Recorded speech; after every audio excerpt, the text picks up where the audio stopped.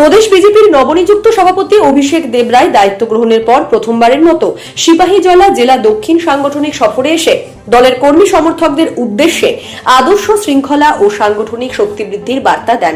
বুধবার সোনামুড়া টাউন হলে অনুষ্ঠিত সাংগঠনিক বৈঠকে তিনি বলেন, সমাজে প্রতিষ্ঠা তখনই মিলবে যখন আপনি যা বলবেন এবং যা করবেন দুটির মধ্যে সামঞ্জস্য থাকবে।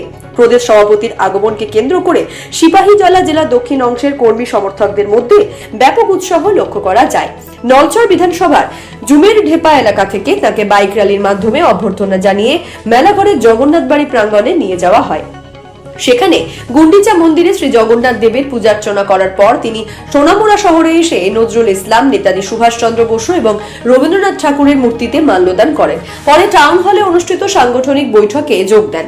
বৈঠকে প্রধান বক্তার ভাষণে অভিষেক দেবরায় বিজেপির আদর্শ, সাংগঠনিক নীতি এবং দলীয় কর্মপদ্ধতি নিয়ে বিস্তারিত আলোচনা করেন। তিনি বলেন, দলের নীতি ও কর্মসূচিকে তৃণমূল স্তর পর্যন্ত পৌঁছে দিতে প্রত্যেক কর্মীকে নিষ্ঠা ও দায়িত্বশীলতার সঙ্গে কাজ করতে হবে।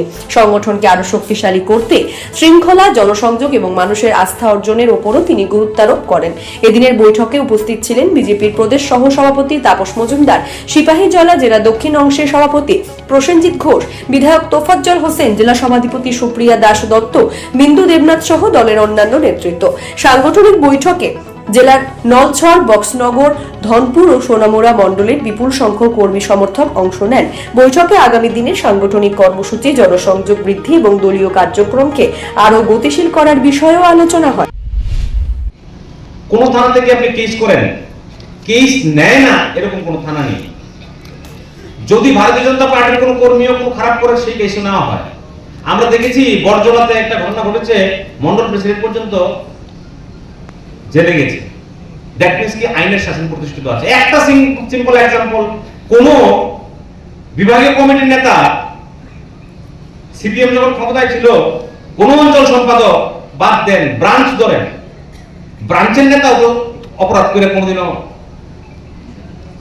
পুলিশ স্টেশনে গেছে না।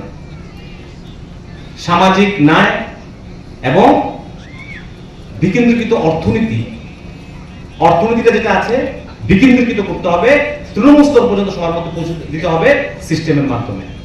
অন্তিম ব্যক্তি পর্যন্ত সমাজের সমস্ত সুযোগ সুবিধা পৌঁছে দিতে হবে। এই যে বলছে না দীনদয়াল উপাধ্যায়, আমরা বলি না দীনদয়াল উপাধ্যায়, আমরা বলি যে অন্তিম ব্যক্তি মানে কি? সমাজে গান্ধীজি বলেছে সর্বদয়, সবাই হৃদয় হোক। আর দীনদয়াল উপাধ্যায় বলেছে কি? অন্তিম ব্যক্তির উদয়। অন্তিম ব্যক্তি যদি উদয় হয়, সমাজ তো এমনি এগিয়ে যাবে। তাহলে এই যে অন্তর্দয় কার্ড কোন জায়গা থেকে এসছে? অন্তর্দয় কার্ড এই আমাদের দীনদয়াল উপাধ্যায় যে কাছ থেকে এসছে। অন্তর্দয়, অন্তের উদয়। সবচেয়ে যে পিছিয়ে পড়া মানুষ, তাকে যে কার্ডটা আমরা দেখি দেওয়া হয়। তাহলে এই পার্টি আমাদের, আমি যেটা বললাম এটা কি? এটা আমাদের পার্টির নীতি। এবার অনেকে বলতে পারেন, এখানে তো আমরা তো